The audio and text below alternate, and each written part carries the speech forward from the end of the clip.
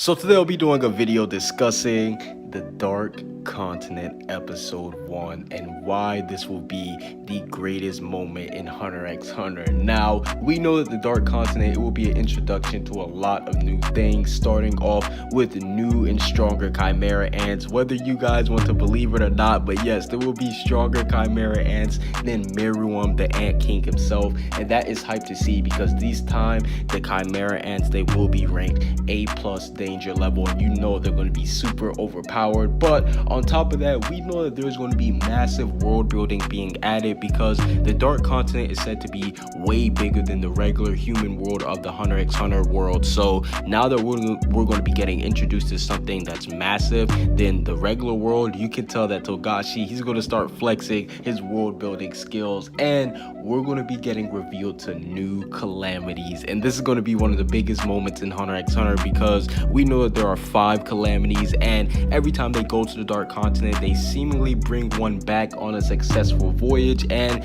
this will lead into Aluka's origins. How did she end up getting here, or how did the thing that attached itself to Aluka end up getting here?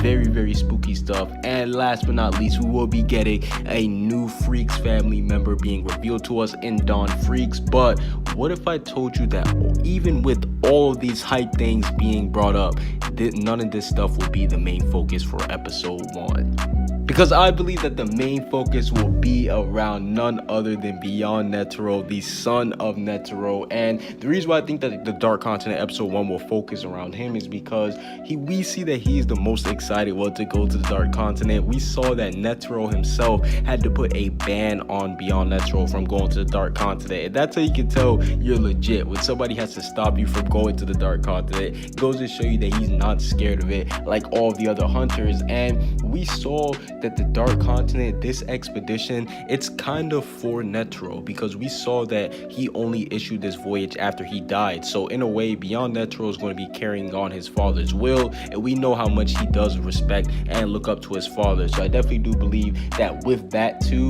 it will highlight all of his powers, and we'll maybe even get some backstory between Beyond Netero and Netero. I would love to see how these two actually end up growing up together because both of these guys do seem like monsters. So I do need to see a backstory of Netero and Beyond Netero too. But the spookiest thing about Beyond Netero is that we know that he's been to the Dark Continent 50 years ago, and that just goes to show you that once they do land on the Dark Continent, he will kind of be like the tour guide when it comes to how to get around it, because we saw that he went on basically on an unofficial visit. He went against Netero's will when he went to the Dark Continent, so he didn't even have like a fully stacked team or anything. No, he just gathered up some people and went on this trip, and he still made it back alive. So this just goes to show you that he will be one of the biggest, if not the biggest, figures when it comes to leading the Dark Continent. And I definitely do think that he will be way stronger than Netero in his prime, because Netero in his prime, we saw what he was able to do. He was moving faster than the speed of sound, and he obviously became the strongest Nen user at that point. But I do believe that Beyond Netero, he will showcase us why his name is actually Beyond Netero, because he will showcase us abilities that Netero in his prime can do and that we just didn't get to see because he was too old. So I definitely do think that once we get to the Dark Continent, we will see why Beyond Netero is stronger than Netero.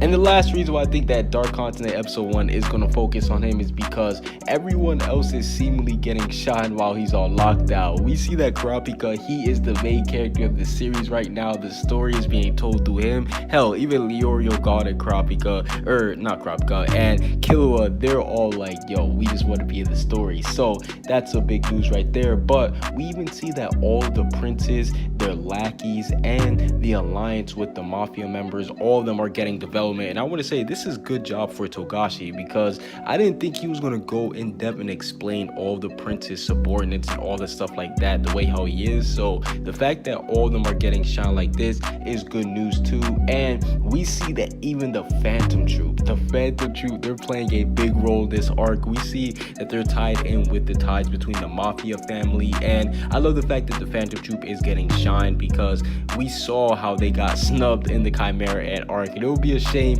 if they didn't really get to make it to the Dark Continent too. And last but not least, we see the Zodiacs. Obviously, they do have the Beyond Netero on lockdown. They're the ones who have them in prison, and they've really been getting a lot of highlight too in this arc. Like, some people thought the Zodiacs were kind of lame because we didn't get to see them in the anime, but in this arc they showed why they are looked at as some of the strongest Nen users in the whole wide world, and we still haven't even seen what they can all do. But overall, what are you guys most excited for when it comes to the Dark Continent episode 1? I definitely do believe that Beyond Netero will be the main focus of the first episode of the Dark Continent, and once we finally get there, we will finally see somebody surpass Netero. Comment what you guys